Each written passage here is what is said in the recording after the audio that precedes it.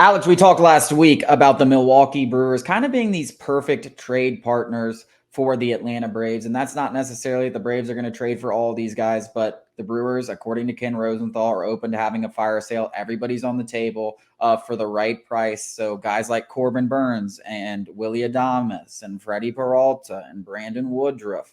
That right there is three starters and a shortstop if you want to replace. Then you got Christian Yelich, who could potentially be your left fielder, and Devin Williams, who might be the best closer in all of baseball. Certainly been the most dominant reliever in baseball since he came into the league over his entire career since 2019. So there's a lot of guys that make sense for the Braves. Will they be able to pull off a trade for multiple guys?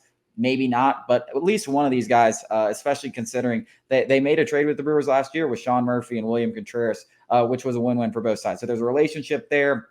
There's fits there, and I think the Braves have enough to keep it up. So I recently wrote an article on the site just drumming up some potential hypotheticals. Everyone loves to do that. This one's focused on the starting pitchers. I didn't include Brandon Woodruff, and I didn't include Brandon Woodruff because he's dealing with a shoulder injury. I highly doubt the Braves are going to be antsy to go after a pitcher that has another injury issue already going into it. I just don't think that's likely. So I focused on Corbin Burnes, who's on a one-year deal last year of arbitration. I almost think it's a foregone conclusion that he will be dealt. There was some friction when they went to arbitration, the Brewers and Burnes last year, and I just don't think they're going to re-sign him. And if they're not going to re-sign him and they're going to be rebuilding, there's almost no way he's on the roster to start the 2024 season. Now, I got some pushback in the comments on this, that this wouldn't be enough.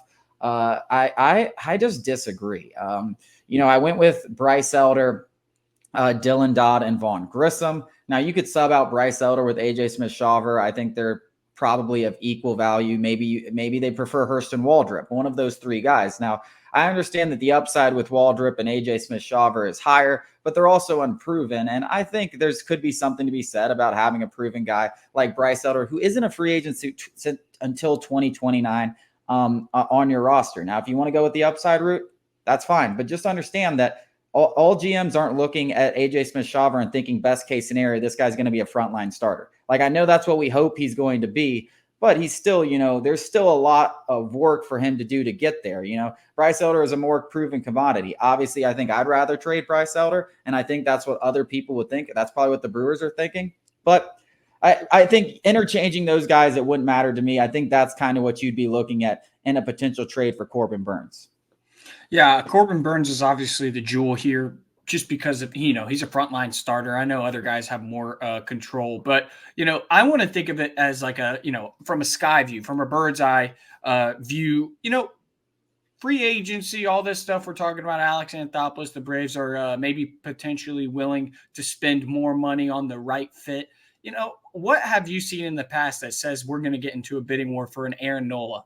I think it's much more likely that we trade, whether it's one of these guys or not, want to trade for a frontline starter and then a subsequent extension follows. Or, maybe not even an extension follows, but a trade happens. We've seen that's been Alex Anthopoulos' MO for the past several seasons. And this particular trade, I think, most Braves fans would do this in a heartbeat. And even with Hurston Waldrep or AJ Smith-Shawver in place of Bryce Elder is still a no-brainer because, listen, Corbin Burnes is a guy that you can he could be your ace with Spencer Strider and Max Fried still there. He could be the best pitcher in your rotation. With that, I mean, you can't even think about 4 years down the road where AJ Smith-Shawver or Hurston Waldrep is potentially maybe that frontline starter. That's the big thing, is potentially maybe be that frontline starter. And I know all the cost control and all that stuff, that's the argument. But the fact of the matter is we're in a win now.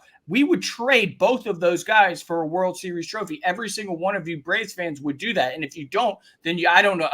I don't even want to have this conversation with you. But most reasonable Braves fans would trade both of those guys, regardless of the situation, for a World Series trophy. And Corbin Burnes is absolutely a step in that direction for the rotation, for October, for all the reasons I just listed.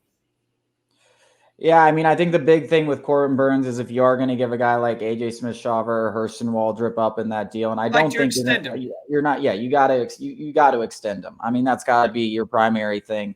But I think Corbin Burnes. I mean, you talk about spending money on the right pitcher. I mean, who's a Yes. more right pitcher than Corbin Burnes? I mean, he's a better pitcher than Aaron Nola, and he's been healthier than Max Fried, and he's been better than Max Fried as well. So, I mean, you want to talk about if you can only sign one long-term, Max Fried, Corbin Burnes, or Aaron Nola, the answer It's a is Corbin no-brainer. Burnes. The answer is Corbin Burnes. So I think that's definitely something that, and listen, if you don't get into a free agent bidding war and he wants to come there and he likes Atlanta and stuff like that, and you give him a healthy contract, you avoid all of that. It's definitely worth giving up one of AJ Smith-Shawver or Herschel Ward. Hell, if I knew you were going to get an extension, I'd give them both up. Both of them. Yep. If I knew, if it's not no extension involved, there's been those pre-talks. We're having a different conversation. But if you can get an extension done and you know you're going to get it done, I am fine with giving both of them up. And I think Milwaukee would do that in a heartbeat. I think they would do that. Coming up after the break, we're going to get into more early leans of the college football slate coming up this Saturday.